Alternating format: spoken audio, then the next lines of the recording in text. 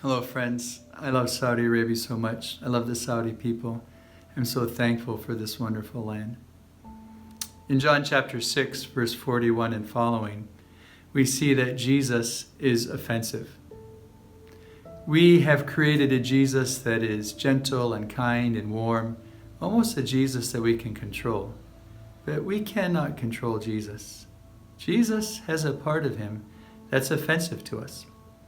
In John chapter 6, he had fed the 5,000 people. They were following him. He wanted to show them that there are things more important than physical bread. And so he says to them, I'm the bread of life that comes down from heaven. He who eats me will live. They're offended. They're saying, how can we eat you? That doesn't make any sense. We're not cannibals. And Jesus says to them, if you don't eat me, my flesh, and drink my blood, you don't have any life. This is so offensive, so misunderstood, that even some of the disciples of Jesus stopped following him. What did Jesus mean by that? When we eat natural bread and drink natural juices, we get hungry and thirsty the next day because our physical needs always reoccur.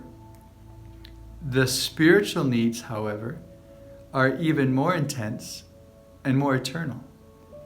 And we have a longing in our spirit to be satisfied. Jesus is saying the only way you will be satisfied in your spirit is if you feast on Jesus, if you take your life from Jesus. And the way you take our life from Jesus is by believing that Jesus suffered on the cross, his body was broken on the cross, and shed his blood so that you might have life. And this is offensive.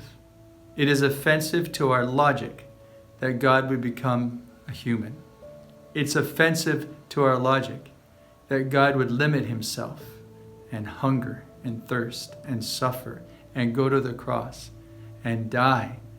It's offensive to us that God, who is pure and holy, would take on himself the sins of the world.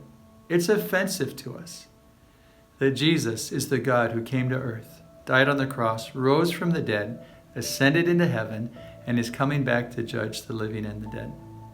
Jesus, as he really is offensive to us. And the point Jesus is making is simply this. If you don't accept those truths, that Jesus is God, that he took your sin upon himself, that he died on the cross, that he rose from the dead, that he's coming again to judge the living and the dead, that he's the eternal king. If you don't accept those truths, if you don't eat that and drink that, you don't have life. But if you accept it, Jesus will give you eternal life, and you'll never be hungry, and you'll never be thirsty. You will live with him forever in heaven.